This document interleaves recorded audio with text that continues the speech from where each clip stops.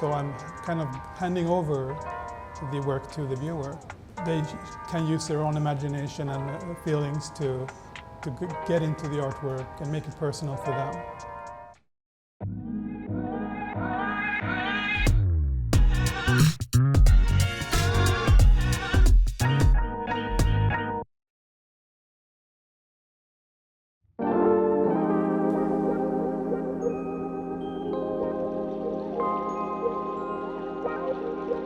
Temporary monuments would be emotional monuments rather than the static historical marble pieces.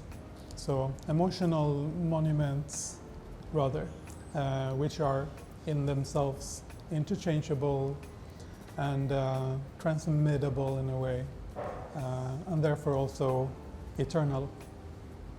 So my work has a strong connection in between them. I think all the works I do has base in a very poetic core that would be the same expression no matter if it's literature or if it's visual arts.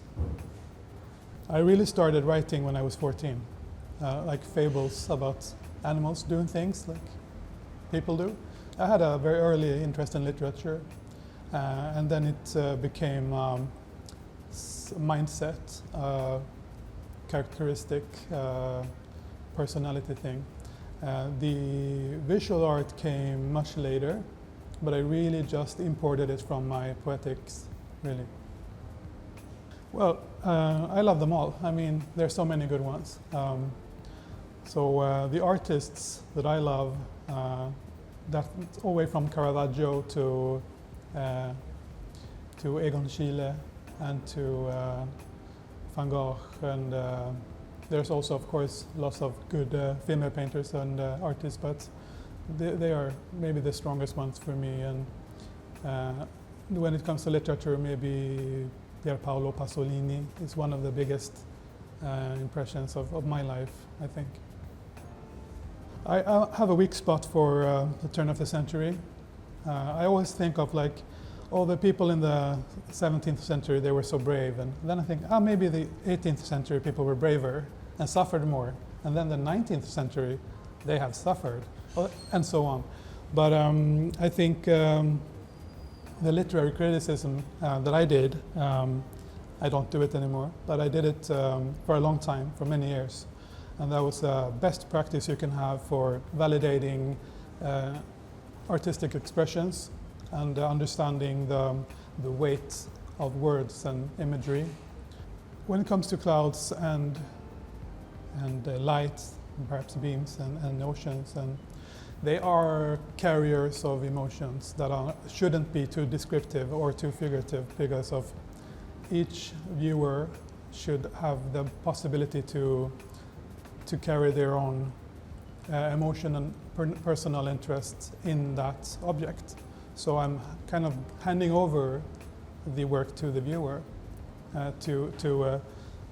They can use their own imagination and feelings to get into the artwork and make it personal for them. And I do work with some softwares for digital 3D and also for rendering, which is very, very unpleasant because I have to sit down in an office almost. Process is like, first I have all these organic and emotional insights, and I decide to work on a specific piece. Then I have to interpret it into data almost, which is also finds quite manual labor, kind of like crafting or sculpting.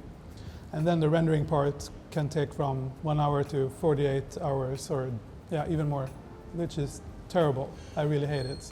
So I would prefer not to have a computer at all in my work, but then again, most of the works are born inside and stay there for a long time before they're ready.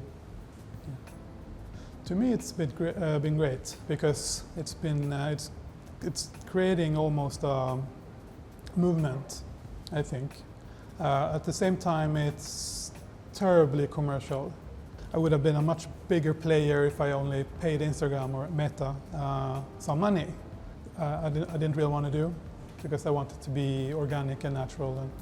at the moment, I think Instagram is dangerously close to not being a relevant social media anymore. But I am thankful for the effects and the results of it, but I don't really enjoy using it. And earlier also it was a quite stressful thing, because when I noticed the algorithm really didn't give me the reach anymore, that was not just me, that was for everybody struggling to be seen and recognized. And yeah, it was a big stressful moment for people in their careers. So, but I think I've done okay so far.